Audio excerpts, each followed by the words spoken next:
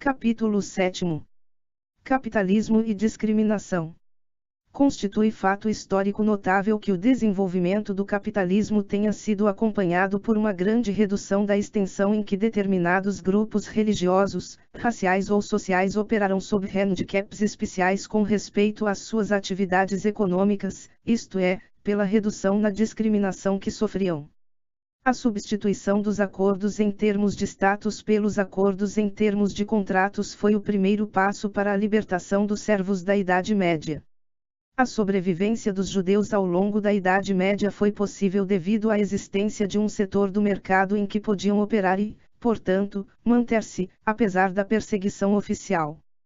Puritanos e quáqueres puderam emigrar para o Novo Mundo porque foram capazes de acumular no mercado os fundos necessários, apesar das restrições que lhes foram impostas em outros setores. Os estados do Sul após a Guerra Civil tomaram diversas medidas para imporem restrições legais aos negros. Uma que jamais foi tomada, sob forma alguma, foi a de estabelecer barreiras à propriedade sob qualquer aspecto. A não imposição de tais barreiras não refletiu evidentemente qualquer interesse especial em evitar restrições aos negros. Refletiu na verdade uma crença básica na propriedade privada, crença tão forte que sobrepujou o desejo de discriminação. A manutenção das regras gerais da propriedade privada e do capitalismo constituíram a principal fonte de oportunidade para os negros e lhes permitiu fazer maiores progressos do que fariam em outras circunstâncias. Para dar um exemplo mais geral, os preservadores da discriminação em qualquer sociedade são as áreas de características mais monopolísticas. Enquanto a discriminação contra grupos em termos de cor ou religião é menor nas áreas onde existe maior liberdade de competição. Como já foi observado no capítulo L, um dos paradoxos da experiência consiste no fato de os grupos minoritários, apesar da evidência histórica, fornecerem, com frequência, os partidários mais entusiastas e convictos e iterações fundamentais na sociedade capitalista. Tem a tendência de atribuir ao capitalismo a responsabilidade pelas restrições que sofrem underscore. Em vez de reconhecerem que o mercado livre tem sido o fator mais importante na redução dessas restrições. Já vimos como o mercado livre separa a eficiência econômica de outras características irrelevantes. Como observado no capítulo I, o comprador de pão não sabe se foi ele feito de trigo cultivado por um homem branco ou negro, por um cristão ou um judeu. Consequentemente, o produtor de trigo está na posição de usar seus recursos tão efetivamente quanto possível, sejam quais forem as atitudes da comunidade com relação à cor, religião ou qualquer outra característica das pessoas que emprega. Além disso, e talvez mais importante, há no mercado livre um incentivo econômico para separar a eficiência econômica de um indivíduo de qualquer outra característica que possua. Um homem de negócios, ou um empresário, que expresse em sua atividade determinadas preferências não relacionadas com a eficiência produtiva, acabará por ficar em posição de desvantagem com relação aos outros indivíduos que não ajam dessa maneira. Está, na realidade, impondo a si próprio um preço mais alto, o que não fazem os outros que não apresentam as preferências em questão. Por isso, num mercado livre, acabará por ser eliminado. Esse fenômeno tem um âmbito bem mais amplo. Acredita-se em geral que a pessoa que fez discriminação com base em raça, religião ou cor ou em qualquer outra circunstância, não tem prejuízo com essa atitude, e está simplesmente impondo prejuízos aos outros. Esse ponto de vista tem paralelo na falácia semelhante, segundo a qual um país não se prejudica quando impõe tarifas sobre os produtos de outros países. Os dois estão errados. O homem que recusa comprar mercadorias de um negro ou trabalhar a seu lado, por exemplo, está, com isso, limitando sua área de escolha. Ele terá em geral que pagar um preço mais alto pelo que compra ou receber um salário menor por seu trabalho. Ou, colocando o ponto de outro modo, aqueles que consideram a religião ou a cor da pele como irrelevantes podem, por isso, comprar a preço mais barato. Fica claro, pelos comentários acima, que existem problemas sérios na definição e interpretação da discriminação. O homem que exerce discriminação paga alto preço por agir assim. Ele está, por assim dizer, comprando o que considera um produto. É difícil perceber que a discriminação não tem outro significado senão o de que alguns não compartilham os gostos de outros. Nós não consideramos discriminação, ou pelo menos não no mesmo sentido negativo, o fato de um indivíduo estar disposto a pagar preço mais alto para ouvir este cantor e não aquele, mas o consideraríamos se pagasse mais caro pelos serviços de uma pessoa de determinada cor. A diferença entre os dois casos é que, no primeiro, nós partilhamos do mesmo gosto, o que não acontece com relação ao segundo. Há alguma diferença, em princípio, entre o gosto que leva uma dona de casa a preferir uma criada bonita a uma feia e o gosto que leva uma outra a preferir um negro a um branco ou um branco a um negro, exceto que simpatizamos e concordamos com um gosto e não com o outro. Não quero dizer com isso que todos os gostos sejam igualmente bons. Ao contrário, acredito firmemente que a cor da pele de um homem ou a religião de seus pais não é, por si só, razão para tratá-lo de modo diferente, que um homem deve ser julgado pelo que é e faz, e não pelas características externas. Lamento o que considero ponto de vista preconceituoso e estreito dos que têm gostos diferentes dos meus a este respeito e tenho deles um conceito muito pouco lisonjeiro. Mas, numa sociedade baseada na discussão livre, o recurso que tenho é o de tentar convencê-los de que seus gostos não são bons e que deveriam alterar seus pontos de vista e seu comportamento, e não usar poder coercitivo para impor meus gostos e minhas atitudes a outras pessoas. Legislação sobre discriminação nos empregos. Comissões que estudam as práticas discriminatórias na contratação de serviços por motivos de raça, cor ou religião foram criadas em numerosos estados com a tarefa de evitar a discriminação. A existência dessas comissões constitui clara interferência na liberdade individual de estabelecer contratos de trabalho com quem quer que seja. Com isso, cada contrato está sendo submetido à aprovação ou desaprovação do Estado. Portanto, trata-se de interferência direta na liberdade, do tipo contra o qual objetaríamos em muitos outros contextos. Além disso, como acontece quase sempre com outras interferências na liberdade, os indivíduos submetidos à lei não são em geral aqueles cujas ações os proponentes da lei desejam controlar.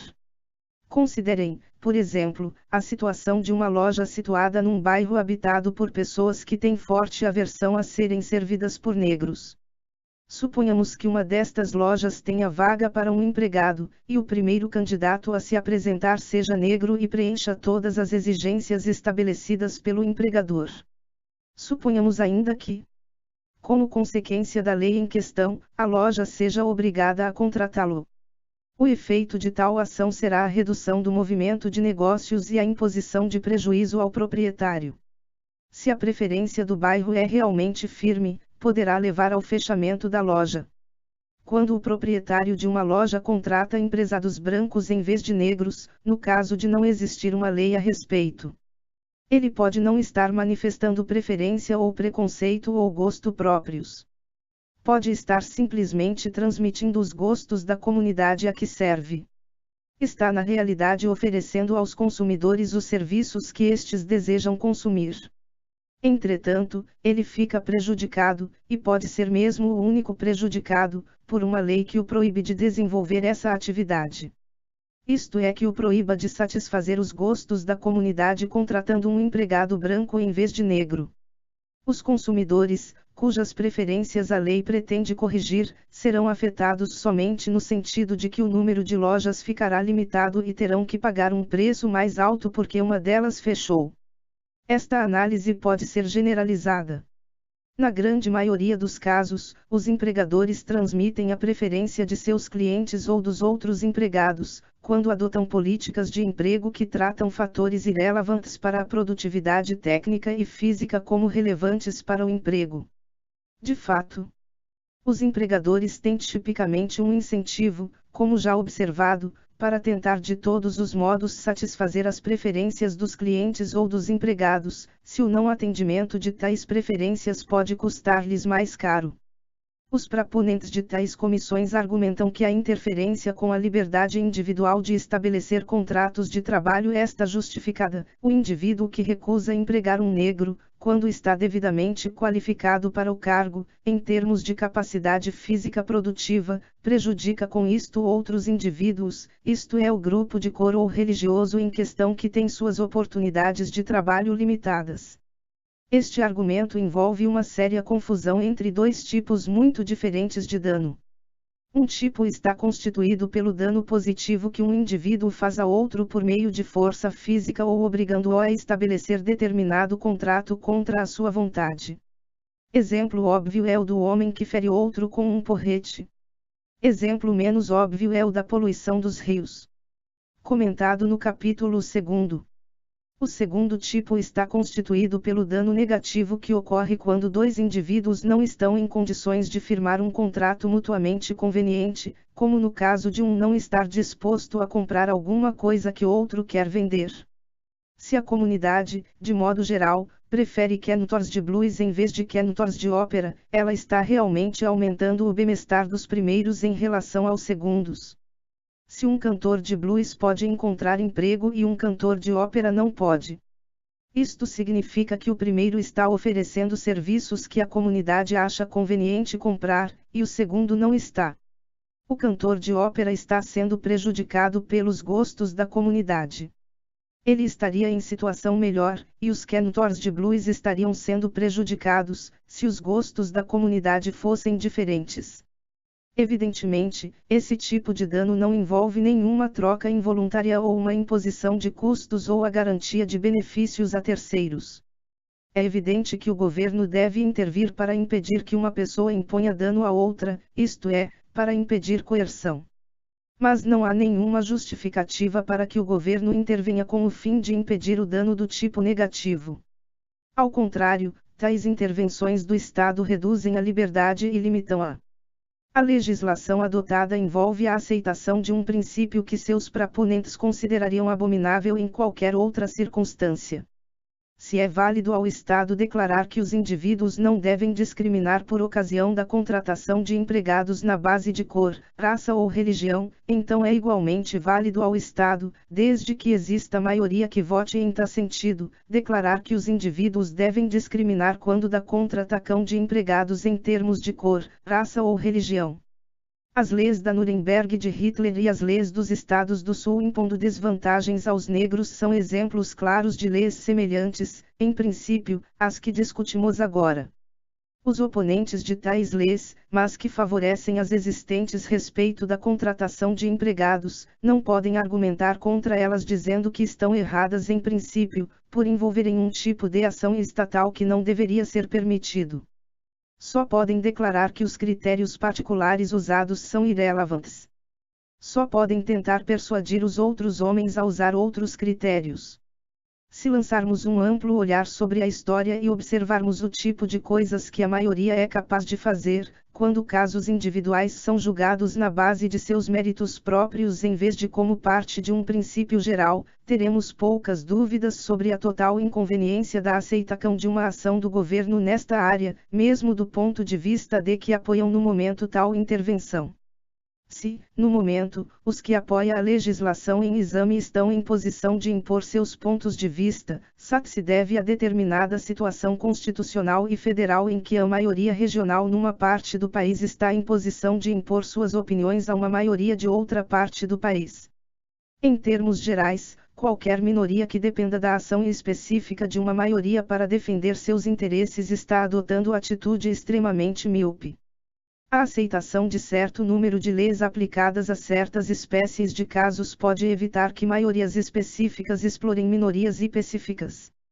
Na ausência de tais leis, as maiorias com certeza usarão seu contra-der para impor suas preferências ou, melhor, seus preconceitos, e para proteger as minorias contra os preconceitos das maiorias. Traduzindo meu ponto de vista de modo diferente e talvez mais elegante, consideremos agora o caso de um indivíduo que acredita ser do atual padrão de gostos, e terem os negros menos oportunidades gostaria que tivessem. Suponhamos que ponha em prática suas conclusões, escolhendo sempre os candidatos negros a determinado cargo, quando exista um certo número de candidatos mais ou menos qualificados com respeito às outras exigências. Nas atuais circunstâncias, deve ser ele impedido de agir deste modo. Evidentemente, a lógica envolvida na organização das comissões exigiria tal providência. A contrapartida do emprego justo, na área em que esses princípios tenham melhor se desenvolvido, a saber, na área da expressão S justa em vez de expressão livre. A este respeito, a posição da American Civil Liberties Union é altamente contraditória. Está a favor tanto da liberdade de palavra quanto do emprego justo. Uma maneira de justificar a necessidade de liberdade de palavra é declarar não desejável que maiorias ocasionais decidam o que deve ser considerado como expressão própria. Queremos um mercado livre de ideias, de modo que as ideias tenham a oportunidade de conquistar a maioria ou a aceitação quase unânime, mesmo se forem sustentadas inicialmente por poucos. A mesma consideração aplica-se precisamente à contratação de empregados ou, de modo mais geral, ao mercado de produtos e serviços. É, por acaso, mais desejável que a maioria momentânea decida quais as características relevantes para determinada função do que as características mais apropriadas de um discurso. De outro lado, pode um mercado de ideias livre ser mantido se o mercado livre de produtos e serviços é destruído. Os membros da ACLU lutariam até a morte para proteger o direito de um racista a discursar em uma esquina defendendo a segregação racial. Mas estariam a favor de pô-lo na cadeia, se tentasse agir de acordo com seus princípios recusando-se a contratar um negro para determinada função. Como já foi enfatizado, o recurso apropriado para os que, como eu, acreditam ser o critério da cor da pele irrelevante é tentar convencer os demais a pensar do mesmo modo, e não usar o poder coercitivo do Estado para forçá-los a agir em concordância com nossos princípios. A ACLU, dentre todos os grupos, deveria ser a primeira a reconhecer e proclamar tal verdade. Leis sobre o direito ao trabalho. Alguns estados promulgaram as chamadas Leis de Direito do Trabalho. Trata-se de leis que tornam ilegal exigir o registro num sindicato como condição para um emprego. Os princípios envolvidos nas leis de direito ao trabalho são os mesmos envolvidos nas comissões contra a discriminação. Ambas interferem na liberdade de contratação, num caso, especificando que determinada cor de pele ou religião não pode constituir condição para a contratação, e no outro, estabelecendo que o registro num sindicato não pode ser condição para a contratação. Apesar da identidade de princípios, há quase 100% de divergência de pontos de vista com relação às duas leis. Quase todos os que estão a favor das comissões estão contra o direito ao trabalho, quase todos os que estão a favor do direito ao trabalho estão contra as comissões. Como liberal, sou contra ambas, da mesma forma que sou contra as leis que tornam ilegais os contratos que exigem como condição da contratação que o candidato não esteja registrado em nenhum sindicato. Como existe competição entre empregadores e empregados, não há razão para que os primeiros não tenham a liberdade de oferecer a estes as condições que preferirem. Em alguns casos, os empregadores descobrem que os empregados preferem ter parte de sua remuneração sob a forma de campos de beisebol ou diversões em geral ou sob a forma de facilidades de descanso e férias que não em dinheiro. Acham então ser mais conveniente oferecer tais facilidades como parte do seu contrato de trabalho do que oferecer salários mais altos. De forma semelhante, os empregadores podem oferecer planos de aposentadoria ou outras vantagens. Nenhuma dessas práticas envolve interferência com a liberdade dos indivíduos de encontrar um emprego. A situação reflete simplesmente a tentativa dos empregadores de tornar as condições de emprego convenientes e atrativas para os empregados. Enquanto houver muitos empregadores, todos os empregados que tiverem certos tipos de preferência poderão tentar satisfazê-las procurando o emprego e o empregador adequados. Em circunstâncias competitivas, o mesmo aconteceria com relação à obrigatoriedade da sindicalização. Se alguns empregados preferissem trabalhar em firmas que exigem a sindicalização e outros, em firmas que não a exigem, desenvolver-se-ão diferentes tipos de contratos com condições diferentes. Em termos práticos, contudo, há algumas diferenças importantes entre as comissões referidas acima e o direito ao trabalho. As diferenças são a presença de monopólio sob a forma das organizações sindicais da parte dos empregados e a presença da legislação federal com relação aos sindicatos. E pouco provável que, num mercado de trabalho competitivo, venha a ser conveniente para os empregadores exigir a sindicalização como condição para a contratação.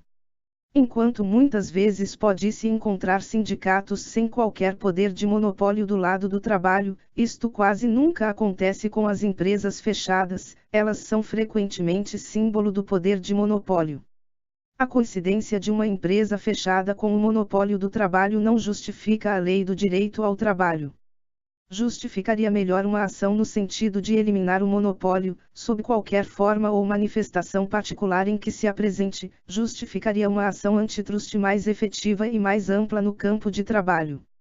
Outra característica especial importante na prática é o conflito entre as leis federal e estadual, e a existência, no presente momento, de uma lei federal que se estende a todos os estados, e que só deixa a estes a alternativa da promulgação de uma lei de direito ao trabalho. A melhor solução será a revisão da lei federal. A dificuldade reside no fato de nenhum estado isolado estar em posição de fazer tal coisa e de existirem pessoas num determinado estado que desejem uma alteração na legislação que regula os sindicatos locais.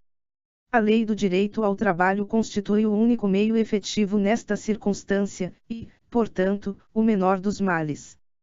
Em parte porque acho uma lei de direito ao trabalho não terá em si e por si nenhum grande efeito no poder de monopólio dos sindicatos, não aceito tal justificativa para sua existência. Os argumentos práticos me parecem demasiado fracos para sobrepujarem a objeção de princípio. Segregação nas escolas. A segregação nas escolas revela um problema particular que não foi abordado pelos comentários até agora apresentados por uma única razão: as escolas, nas circunstâncias atuais, são, na grande maioria, operadas e administradas pelo governo. Isso significa que o governo tem que tomar uma decisão explícita. Tem que escolher entre estabelecer a segregação ou estabelecer a integração. As duas parecem péssimas soluções. Os que, como eu, acreditam ser a cor da pele irrelevante e ser necessário que todos venham a reconhecer isso, mas que também acreditam na liberdade individual, ficam diante de um dilema. Se fosse preciso escolher entre os males da segregação e os da integração, eu próprio acharia difícil não optar pela integração. O capítulo precedente, escrito sem nenhuma preocupação com o problema da integração ou da segregação, oferece a solução apropriada que permite evitar os dois males, uma bela ilustração de como determinadas providências destinadas a garantir a liberdade em geral podem resolver problemas de liberdade em sentido particular. A solução adequada seria eliminar a operação governamental das escolas e permitir aos pais escolher o tipo de escola que desejam que os filhos frequentem. Além disso, é evidente que todos nós deveríamos, tanto quanto possível, tentar, pelo exemplo e pela palavra, fomentar atitudes e opiniões que tornem as escolas integradas à regra, e as segregadas à exceção. Se fosse adotada uma proposição como a do capítulo precedente, ela permitiria o desenvolvimento de certa variedade de escolas, algumas todas brancas, outras todas negras, e outras ainda comuns aos dois tipos de população. Permitiria, de outro lado, que a transição de um tipo de escola para outro, para as comuns aos dois tipos de população, é o que esperamos, se realizasse de modo gradual à medida que as atitudes da comunidade fossem mudando. Evitaria, assim, o duro conflito político que tanto tem contribuído para criar tensão social e dividir a comunidade. E permitiria, como o mercado faz de modo geral, o surgimento, nesta área particular, da cooperação sem o conformismo. O estado da Virgínia adotou um plano que tem muitas características em comum com o apresentado no capítulo precedente. Embora adotado propósitos de evitar a integração compulsória, inclino-me a prever que os efeitos finais da lei serão muito diferentes, afinal de contas, a diferença entre resultado e intenção é uma das principais justificativas de uma R/2D livre. Convém permitir aos homens seguir a inclinação de seus rios interesses, pois não há meios de predizer onde tais interesses vão terminar. De fato, mesmo nos estágios preliminares, houve surpresas. fui informado de que um dos primeiros requerimentos que financiamentos para a troca de escola foi feito por um pai que desejava transferir o filho de uma escola segregada para uma integrada. A transferência não foi requerida em termos do problema racial, mas porque a escola integrada era a melhor em termos educacionais. Em termos de previsão a médio e longo prazos. Se esse sistema não for abolido, a Virgínia constituirá um experimento para testar as conclusões do capítulo anterior. Se as conclusões estiverem corretas, assistiremos a um florescimento de escolas na Virgínia, com um aumento em sua diversidade, consubstancial, se não espetacular. Desenvolvimento na qualidade das principais e um posterior melhoramento na qualidade do restante sob a influência das principais. Com relação ao verso da medalha, não devemos ser tão ingênuos a ponto de pensar que valores e crenças profundamente enraizados podem ser extirpados em pouco tempo por meio da promulgação de leis. Eu moro em Chicago. Chicago não tem leis que protejam a segregação. Suas leis exigem a integração. Entretanto, as escolas públicas de Chicago são provavelmente tão segregadas quanto as da maioria das cidades do Sul. Não há dúvida alguma de que, se fosse introduzido em Chicago o sistema em vigor na Virgínia, o resultado seria uma redução apreciável na segregação e grande aumento das oportunidades aos jovens negros mais capazes e mais ambiciosos. Capítulo 8. Monopólio e a responsabilidade social do capital e do trabalho. A competição tem dois significados muito diferentes.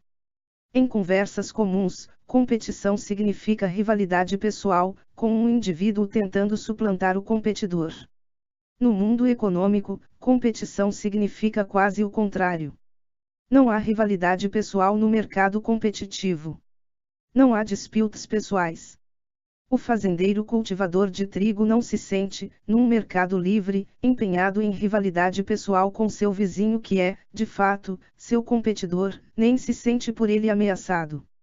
A essência de um mercado competitivo é o seu caráter impessoal. Nenhum participante pode determinar os termos em que os outros participantes terão acesso a empregos ou mercadorias. Todos consideram os preços como dados pelo mercado e nenhum indivíduo pode, por si só, ter mais do que uma influência negligenciável sobre o preço, embora todos os participantes juntos determinem o preço por meio do efeito combinado de suas ações separadas. O monopólio existe quando um indivíduo ou empresa específica tem controle suficiente sobre determinado produto ou serviço para estabelecer de modo significativo os termos em que outros indivíduos terão acesso a ele. Em alguns casos, o monopólio aproxima-se do conceito comum de competição, uma vez que envolve rivalidade pessoal. O monopólio dá origem a duas classes de problemas para uma sociedade livre. Primeiro, a existência de monopólio significa uma limitação nas trocas voluntárias através de uma redução das alternativas disponíveis aos indivíduos. Segundo, a existência do monopólio levanta a questão da responsabilidade social, como é em geral denominada, do monopolista. Os participantes de um mercado competitivo não dispõem de poder apreciável para alterar os termos da troca, dificilmente se tornam visíveis como entidades. É, portanto, difícil argumentar que tenham responsabilidade social. Exceto a que é compartilhada por todos os cidadãos de obedecer à lei do país e viver de acordo com suas normas. O monopolista é visível e tem poder. É fácil argumentar que deve usar seu poder não só em seu próprio interesse como também no interesse da sociedade. Contudo, a aplicação de tal doutrina destruiria uma sociedade livre. Evidentemente, a competição é um tipo ideal, como uma linha ou um ponto euclidiano.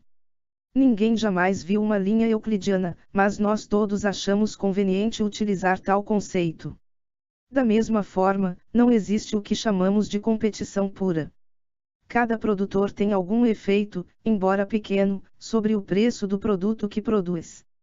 A questão importante para a compreensão e a política adotada é saber se esse efeito é significativo ou desprezível. A resposta vai depender obviamente do problema. Mas A partir de meus estudos das atividades econômicas nos Estados Unidos, fiquei cada vez mais impressionado com a amplitude de problemas e indústrias para os quais é possível tratar a economia como se fosse competitiva. As questões levantadas pelo monopólio são técnicas e cobrem um campo no qual não tenho competência especial. Por isso, este capítulo ficará limitado a um rápido levantamento de algumas das questões mais óbvias: a extensão do monopólio, as fontes do monopólio, a política governamental apropriada e a responsabilidade social do capital e do trabalho. Extensão do monopólio. Existem três áreas importantes do monopólio que requerem consideração separada: o monopólio na indústria, o monopólio no trabalho e o monopólio produzido governamentalmente. 1. Monopólio na indústria. O fato mais importante a respeito do monopólio na indústria é sua relativa pouca importância do ponto de vista da economia como um todo. Existem cerca de 4 milhões de empresas operando separadamente nos Estados Unidos, perto de 400 mil empresas novas nascem anualmente, número pouco menor desaparece também todos os anos. Aproximadamente um quinto da população economicamente ativa é autônoma. Em quase todas as indústrias que se possa mencionar, há gigantes ao lado de pigmeus. Além dessas impressões gerais, é difícil citar uma medida satisfatoriamente objetiva da extensão do monopólio e da competição. A razão principal já foi apontada: esses conceitos, conforme usados na teoria econômica, são elementos ideais destinados a analisar problemas particulares e não a descrever situações como tais. Como resultado, não há maneira muito precisa de determinar se certa empresa ou indústria deva ser considerada monopolista ou competitiva. A dificuldade em dar significado preciso a estes termos leva a grande número de mal-entendidos. A mesma palavra é usada em referência a coisas diferentes, dependendo da experiência a partir da qual o estado de competição é julgado. Talvez o exemplo mais notável, até onde um estudante americano descreveria como monopolístico de situação que um europeu consideraria como altamente competitivo. Como consequência, os europeus, que interpretam a literatura e a análise americanas em termos de significado dado às expressões competição e monopólio na Europa, tendem a acreditar que nos Estados Unidos existe mais monopólio do que há na realidade.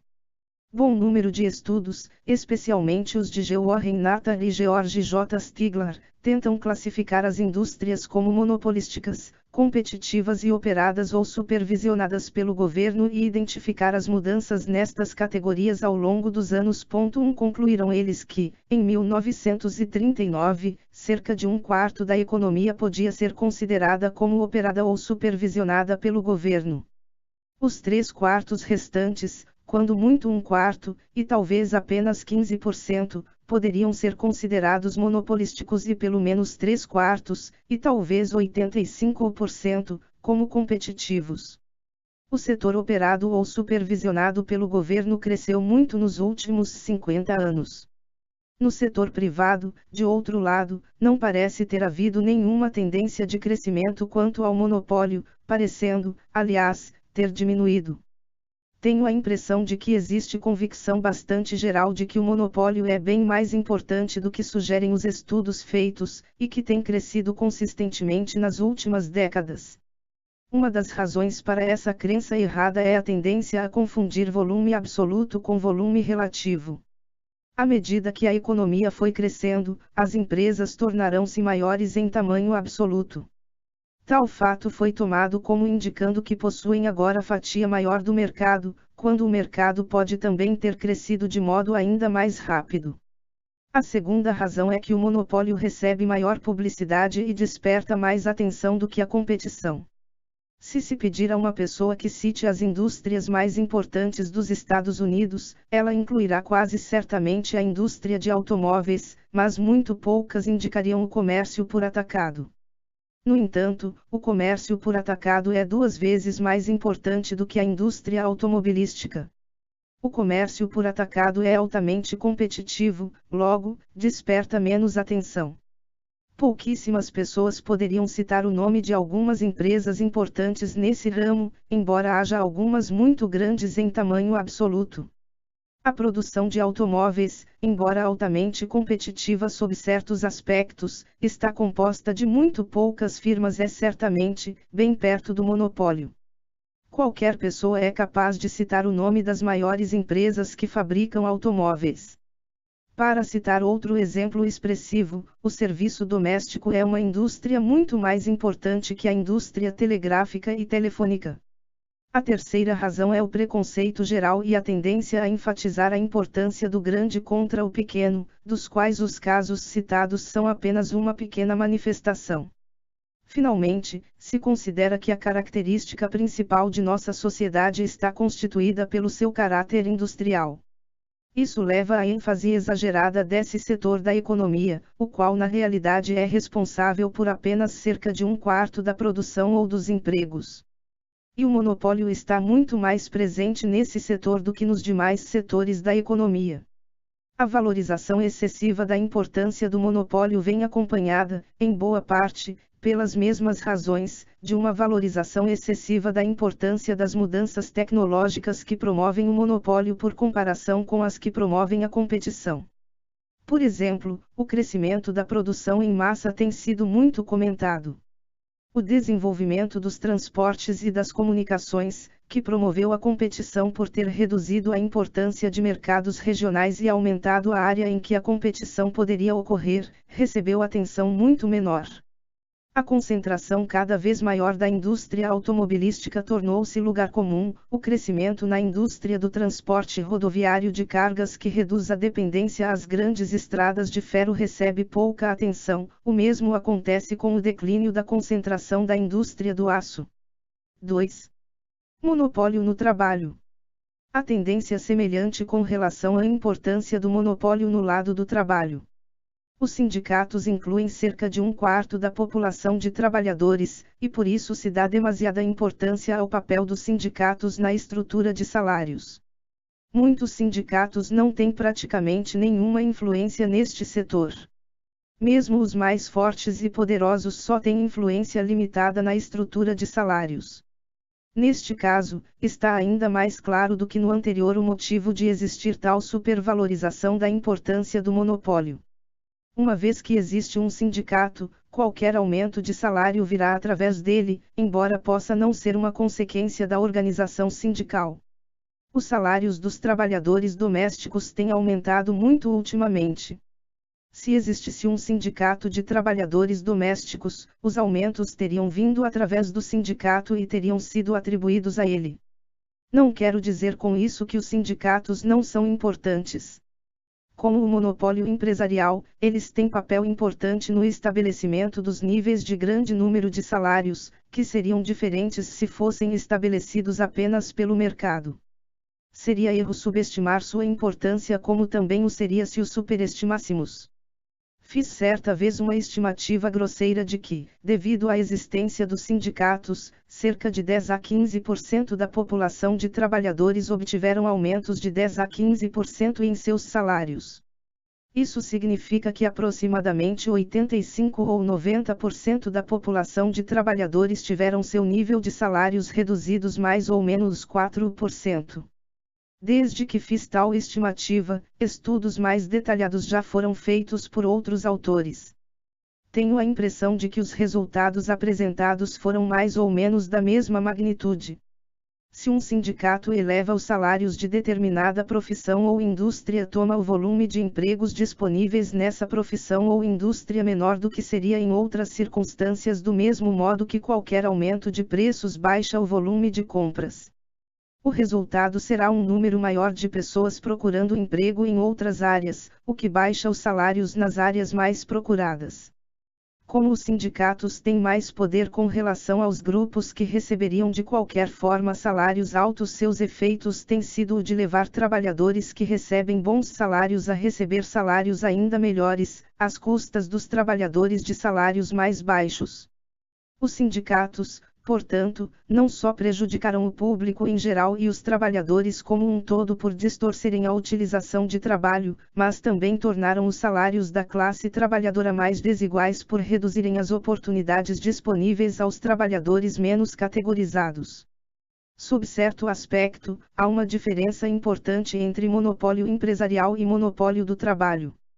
Enquanto não parece ter havido nenhum aumento significativo na importância do monopólio empresarial nos últimos 50 anos, houve certamente aumento da importância no monopólio do trabalho. Os sindicatos tornaram-se bem mais importantes durante a Primeira Guerra Mundial, declinaram nos anos 20 e 30 e depois deram um enorme salto à frente durante o período do New Deal. E consolidaram suas conquistas durante e após a Segunda Guerra Mundial. Mais recentemente, estão tentando manter as conquistas feitas, e alguns já começaram a declinar. O declínio não reflete uma decadência de determinadas indústrias ou profissões, mas é consequência da redução da importância das profissões ou indústrias em que os sindicatos são fortes em comparação com aquelas em que são fracos. A distinção que estabeleci entre monopólio do trabalho e monopólio empresarial é rígida demais sob certos aspectos. Em determinadas circunstâncias, os sindicatos serviram como meio de promover o monopólio na venda de um produto. O exemplo mais claro refere-se ao carvão. O GU// e o AIGU-LECT constituiu uma tentativa de fornecer apoio legal a um cartel de operadores de minas de carvão na fixação de preços. Quando, em meados dos anos 30, esse act foi considerado inconstitucional. John L. Lewis e a United Mine Workers lançaram-se à luta, promovendo greves e obstrução do trabalho todas as vezes em que o volume de carvão retirado aumentava a ponto de forçar a diminuição dos preços. Lewis controlava a produção e com isso os preços, com a tácita cooperação da indústria. Os lucros da direção desse cartel foram divididos entre os operadores das minas de carvão e os mineiros. O lucro para os mineiros apareceu sob a forma de salários muito altos, o que evidentemente significou um número menor de mineiros empregados. Portanto, somente os mineiros que conservaram seu emprego puderam compartilhar dos lucros do cartel, e eles próprios obtiveram parte dos ganhos sob a forma de maior lazer. A possibilidade de os sindicatos agirem dessa forma deriva de estarem isentos da aplicação do Sherman Antitrust Act. Muitos outros sindicatos se aproveitaram dessa vantagem e podem ser melhor interpretados como empresas vendendo os serviços para estabelecimento de monopólios às indústrias do que como uma organização de trabalhadores. O Teamsters Union é talvez o mais notável deles sob esse aspecto. 3. Monopólio do governo ou apoiado pelo governo. Nos Estados Unidos, o monopólio direto do governo na produção de mercadorias para venda não é muito extenso. Serviço postal, produção de energia elétrica, como a formada pela TVA e por outras usinas de propriedade estatal, serviços de estradas de rodagem vendidos indiretamente por meio da taxa de gasolina ou diretamente por pedágio, serviços de água e esgotos e outros serviços deste tipo são os exemplos principais. Além disso, com um orçamento tão grande para defesa, espaço e pesquisa como temos agora, o governo federal tornou-se essencialmente o único comprador dos produtos de inúmeras empresas e de indústrias completas. Tal fato levanta problemas muito sérios para a preservação de uma sociedade livre, mas não do tipo que possa ser melhor considerado sob a legenda monopólio. O uso do governo para estabelecer, apoiar e reforçar práticas de cartel e monopólios entre produtores privados aumentou muito mais rapidamente do que o monopólio governamental direto, e é presentemente muito mais importante. A Interstate Commerce Commission é um exemplo interessante, e estendeu seu raio de ação do transporte ferroviário para o rodoviário e outros. O programa para a agricultura é, sem dúvida, o mais óbvio.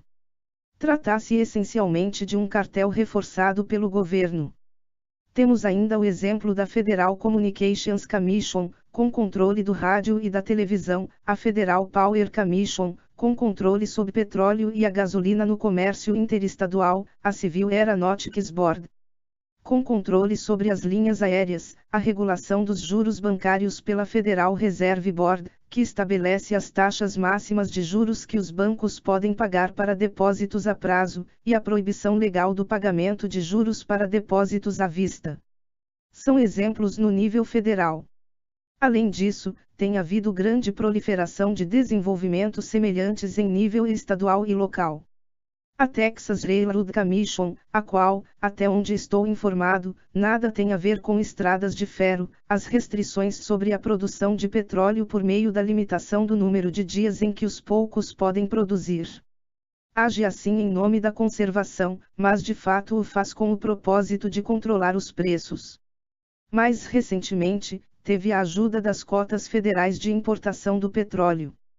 Manter os poços de petróleo inativos a maior parte do tempo para manter altos os preços me parece o mesmo que pagar os maquinistas das locomotivas diesel para baixar o ritmo de trabalho. Entretanto, alguns representantes do mundo dos negócios que condenavam vigorosamente essa prática na área privada como violação da livre empresa, sobretudo da própria indústria do petróleo, permanecem silenciosos com relação ao caso. A concessão de licenças, a ser discutida no próximo capítulo, constitui outro exemplo de monopólio criado e reforçado governamentalmente em nível estadual.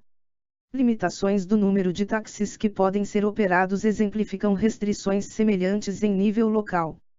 Em Nova York, a licença que dá o direito de operar um táxi independente pode ser vendida por $20 a $25 mil, em Filadélfia, por $15 mil. Outro exemplo em nível local é a decretação de normas para construção, destinadas ostensivamente à segurança pública, mas que estão de fato sob o controle dos sindicatos de trabalhadores em construção ou associação de construtores privada.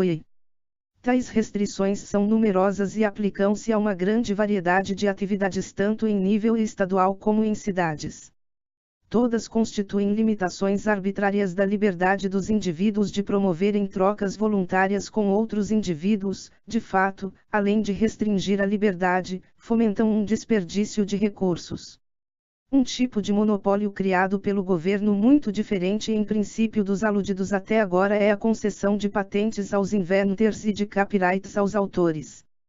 Podem ser considerados como definindo direitos de propriedades. Em sentido literal, se tenho um direito de propriedade sobre determinada porção de terra, posso dizer que tenho um monopólio com respeito a essa porção de terra definido e reforçado pelo governo. Com respeito a invenções e publicações, o problema é saber se convém estabelecer um direito análogo ao de propriedade. Esse problema faz parte da necessidade geral de usar o governo para estabelecer o que deve ser ou não considerado como propriedade. Tanto no caso das patentes quanto no dos copyrights, há a primeira boa justificativa para estabelecer direitos de propriedade. Se isto não feito, será difícil ao inventor ou até mesmo impossível levantar o pagato pela contribuição de seu invento à produção. Assim, ele estará bem aos outros sem ser recompensado por isto.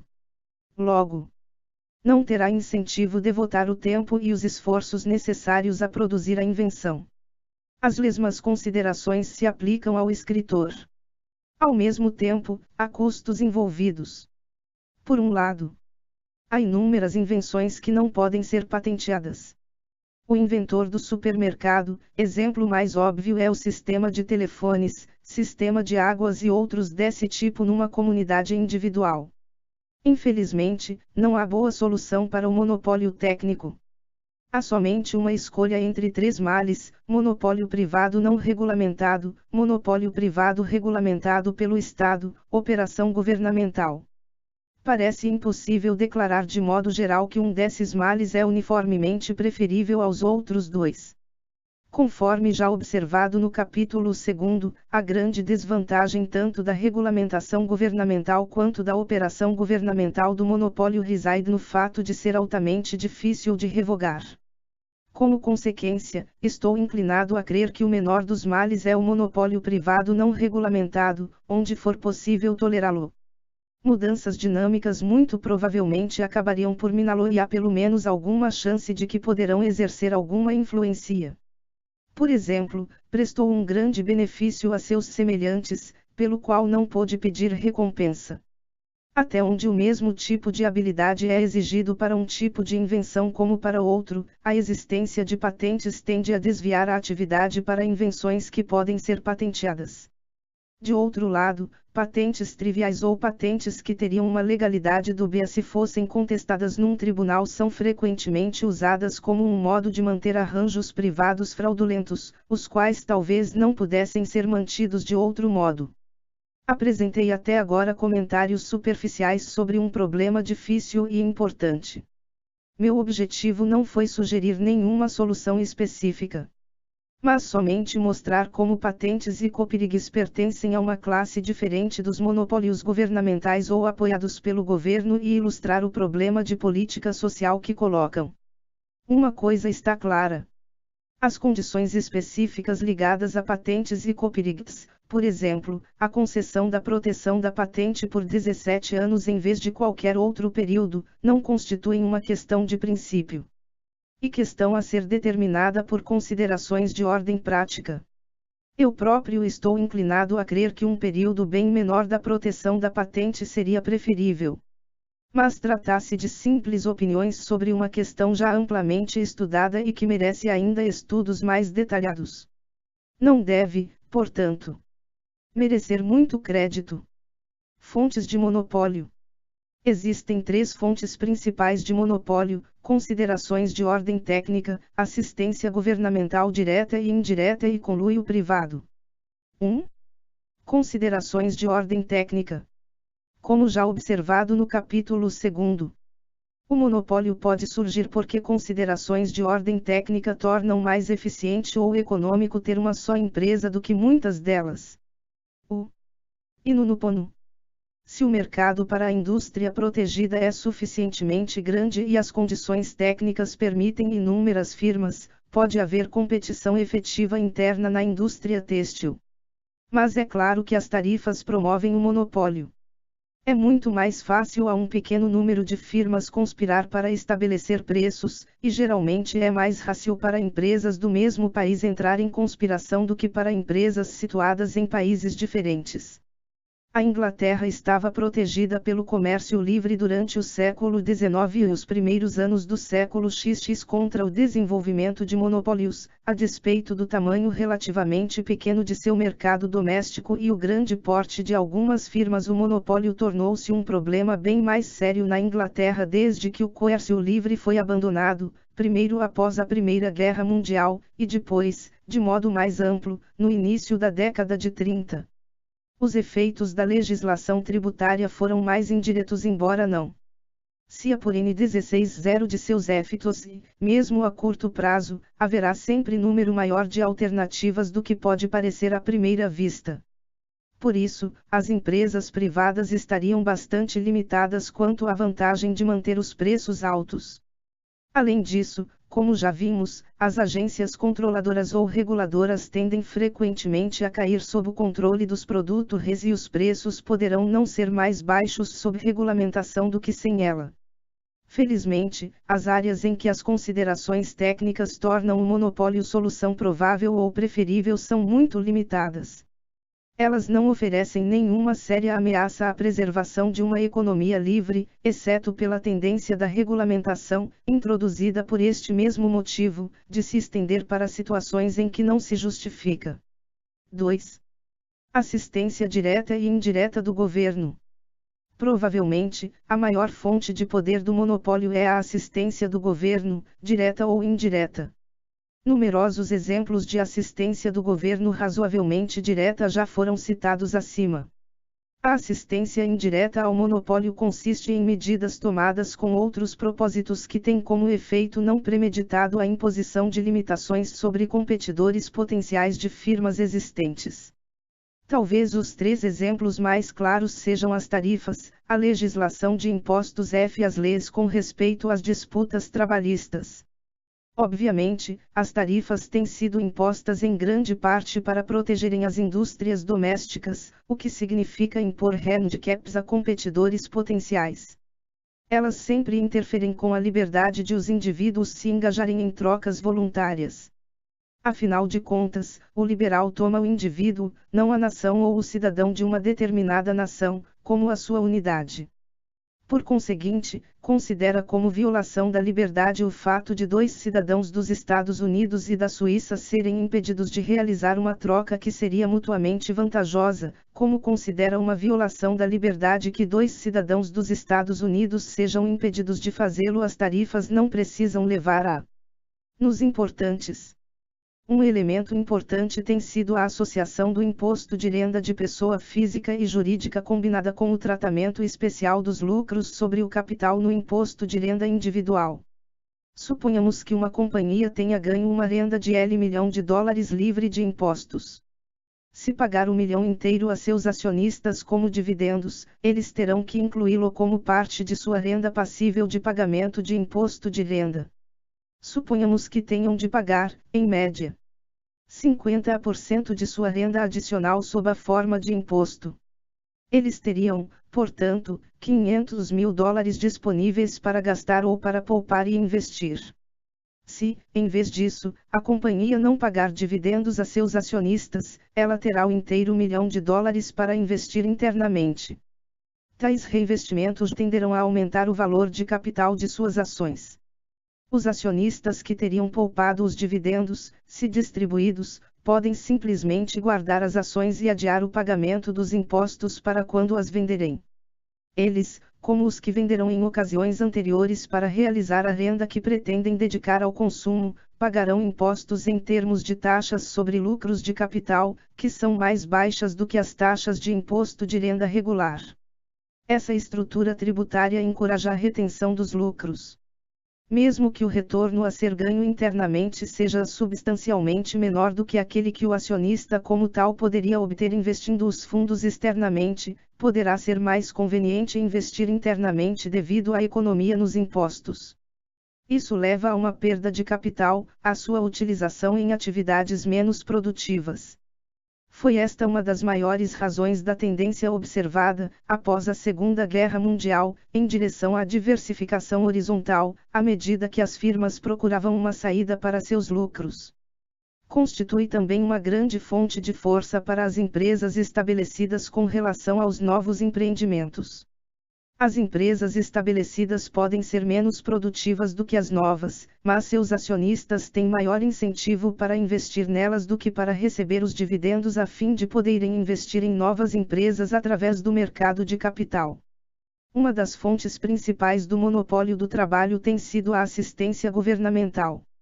A concessão de licenciamento, a regulamentação da construção e outros fatos desse gênero citados acima constituíram uma das fontes.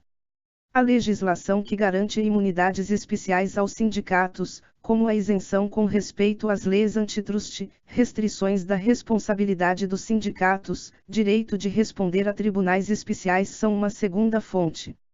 Há, além disso, um fato de importância igual ou maior: trata-se de um clima geral de opinião e de um conjunto de leis que aplicam padrões diferentes a ações tomadas durante uma disputa trabalhista dos aplicados às mesmas ações sob outras circunstâncias.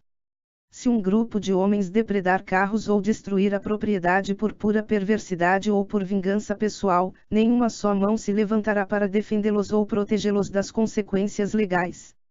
Mas, se cometerem os mesmos atos por ocasião de uma disputa trabalhista, poderão facilmente sair em obcasê.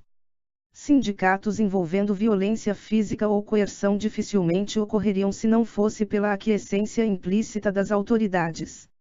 3. Conluio privado.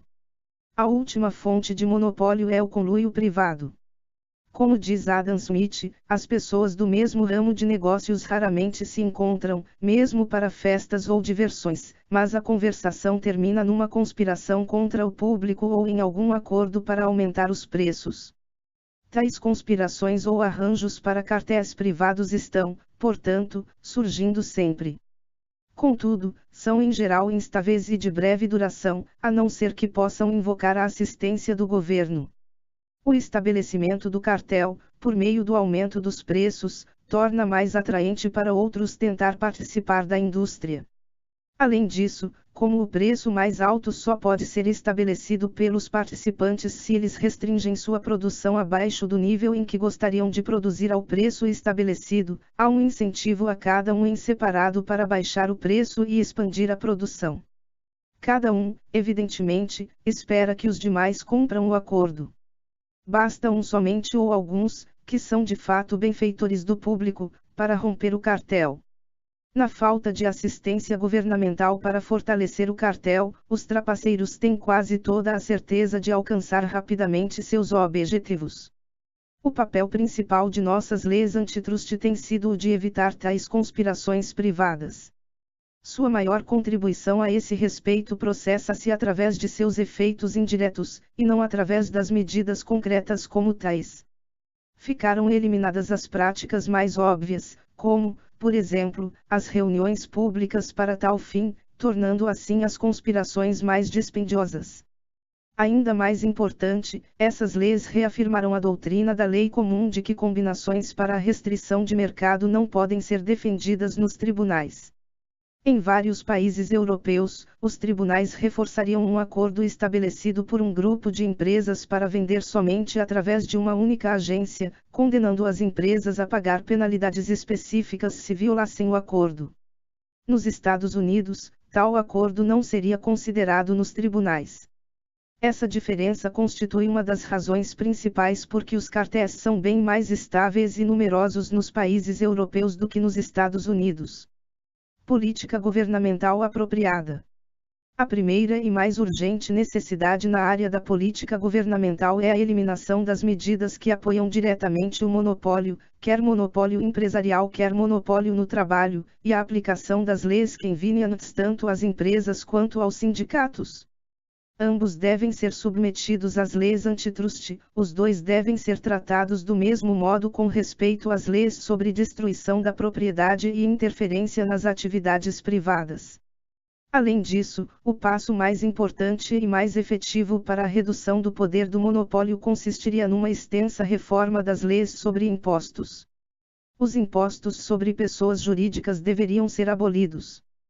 Quer isso seja feito ou não, as empresas deveriam ser obrigadas a atribuir a cada acionista individual o lucro que não é distribuído como dividendo. Assim, quando a empresa enviasse um cheque de dividendos, deveria também enviar uma declaração mais ou menos deste tipo: além deste dividendo de centavos por ação, sua empresa também ganhou centavos por ação que foi reinvestido. O acionista individual deveria então ser solicitado a declarar o lucro atribuído, mas não distribuído, em seu imposto de renda bem como os dividendos.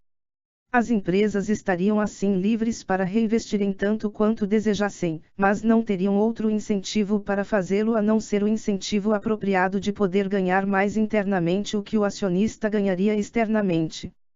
Poucas medidas contribuiriam mais para revigorar o mercado de capitais, para estimular as empresas e para promover competição efetiva.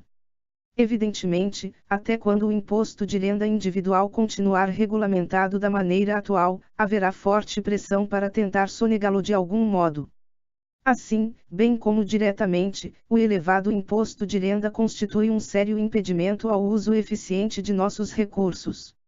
A solução apropriada seria uma redução drástica das taxas mais altas, combinada com a eliminação dos dispositivos para evitá-las já incorporados à lei.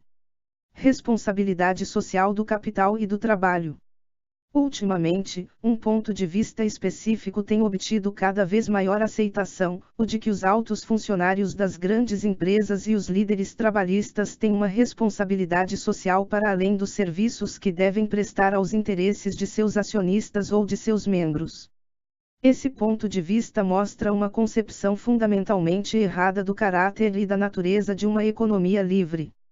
Em tal economia, há uma e só uma responsabilidade social do capital: usar seus recursos e dedicar-se a atividades destinadas a aumentar seus lucros até onde permaneça dentro das regras do jogo, o que significa participar de uma competição livre e aberta, sem enganos ou fraude. De modo semelhante, a responsabilidade social dos líderes do trabalho é a de servir aos interesses dos membros de seus sindicatos. É responsabilidade do resto dos cidadãos estabelecer uma estrutura legal com características tais que um indivíduo, ao promover seus próprios interesses, seja, como diz Adam Smith, levado por mão invisível a promover um fim que não fazia parte de suas intenções. E nem sempre é o pior para a sociedade que pode resultar. Tentando realizar seu próprio interesse, ele frequentemente promove o da sociedade de modo mais efetivo do que quando pretende realmente promovê-lo. Não sei de grandes benefícios feitos por aqueles que pretendem estar trabalhando para o bem público. Há poucas coisas capazes de minar tão profundamente as bases de nossa sociedade livre do que a aceitação por parte dos dirigentes das empresas de uma responsabilidade social que não há de fazer tanto dinheiro quanto possível para seus acionistas. Trata-se de uma doutrina fundamentalmente subversiva. Se homens de negócios têm outra responsabilidade social que não a de obter o máximo de lucro para seus acionistas, como poderão eles saber qual seria ela? Podem os indivíduos decidir o que constitui o interesse social. Podem eles decidir que carga impor a si próprios e a seus acionistas para servir ao interesse social. É tolerável que funções públicas, como imposição de impostos, despesas e controle, sejam exercidas pelas pessoas que estão no momento dirigindo empresas particulares, escolhidas para estes postos por grupos estritamente privados. Se os homens de negócios são servidores civis e não empregados de seus acionistas underscore então, numa democracia, eles serão, cedo ou tarde, escolhidos pelas técnicas públicas de eleições e denominações. E muito antes que isso ocorra, seu poder de decisão lhes terá sido retirado. Uma ilustração dramática está constituída pelo cancelamento de um aumento de preço do aço feito pela US Steel em abril de 1962, a partir de uma manifestação pública de raiva dada pelo presidente Kennedy e ameaças de represálias, que iam desde ações antitrust até o exame das declarações de renda dos executivos do aço. Trata-se de um episódio notável devido à manifestação pública dos vastos poderes concentrados em Washington. Nós todos nos tornamos conscientes da disponibilidade de poder já existente para o estabelecimento de um Estado policial. E também ilustra muito bem o ponto que defendo aqui. Se o preço do aço é uma decisão pública, como declara a doutrina de responsabilidade social, então não se deve permitir que seja formulado privadamente. O aspecto particular da doutrina que esse exemplo ilustra, e que graus os últimos tempos tem aparecido de modo mais proeminente, é a alegada responsabilidade social do capital e do trabalho de manter as taxas de preços e salários baixas a fim de evitar a inflação de preços. Suponhamos em numa ocasião de pressão para o aumento de preços, como consequência última, é evidente, de um aumento no estoque de dinheiro, todos os homens de negócios e líderes trabalhistas aceitem a responsabilidade em questão, e suponhamos também que todos tenham conseguido impedir que todos os preços aumentassem. Teríamos, com isso, controle voluntário dos preços e dos salários sem inflação aberta. Qual seria o resultado? Evidentemente, escassez de produtos, escassez de empregos, mercados cinzentos, mercados negros. Se não se permitir que os preços racionem mercadorias e trabalhadores, deverá haver um outro meio para fazê-lo. Poderão os esquemas alternativos de racionamento ser privados? Talvez por um certo tempo numa área pequena e pouco importante. Mas, se as mercadorias envolvidas são muitas e importantes, haverá necessariamente pressão, e talvez pressão irresistível, para um racionamento governamental das mercadorias, uma política governamental de salários e medidas governamentais para a alocação e distribuição do trabalho. O controle de preços, quer legal ou voluntário, se posto efetivamente em prática, provocará, afinal, a destruição do sistema de economia livre e sua substituição por um sistema de controle central. E também não seria efetivo na prevenção da inflação. A história oferece ampla evidência de que o determinante do nível médio de preços e salários é o volume de dinheiro existente na economia, e não a voracidade dos homens de negócios ou dos trabalhadores. O governo solicita o autocontrole ao capital e ao trabalho devido à incapacidade do poder público de gerir seus próprios negócios, o que inclui o controle do dinheiro, e a tendência humana natural de passar a responsabilidade a outrem. Há um tópico da área da responsabilidade social que acho necessário mencionar uma vez que afeta meus próprios interesses pessoais. Trata-se da afirmação de que os homens de negócios devem contribuir para obras de caridade e especialmente para universidades. Tais doações feitas por empresas constituem um uso impróprio dos fundos da companhia numa sociedade de economia livre. Uma sociedade anônima é um instrumento dos acionistas que são seus proprietários. Se a empresa faz uma contribuição, impede que o acionista como tal decida o que fazer com seus fundos. Com o imposto a ser pago pelas empresas e a dedução das contribuições, os acionistas podem, evidentemente, querer que a sociedade faça uma contribuição em nome deles, uma vez que, assim, eles poderiam fazer doações ainda maiores. A melhor solução seria a abolição do imposto para as pessoas jurídicas. Mas, enquanto tal imposto continuar, não há justificativa para permitir a dedução de contribuições para instituições de caridade ou educacionais. Tais contribuições deveriam ser feitas pelos indivíduos, que são os donos da propriedade em nossa sociedade. As pessoas que defendem deduções desse tipo em termos de contribuições das empresas, e em nome da iniciativa privada, estão, em última análise, trabalhando contra seus próprios interesses. Uma das principais críticas levantadas à empresa moderna é a de envolver a separação da propriedade e do controle. A empresa ter-se-ia tornado uma instituição social que institui uma lei por si própria, com executivos irresponsáveis que não ser-se graus aos interesses dos acionistas. Essa acusação não é procedente. Mas a direção em que a política está se movendo agora, permitindo contribuições das empresas para propósitos de caridade e deduções do imposto de renda constitui um passo rumo ao estabelecimento de um verdadeiro divórcio entre propriedade e controle, e rumo ao solapamento da natureza e das características básicas de nossa sociedade. Trata-se de um afastamento da sociedade individualista e um avanço para o Estado corporativo.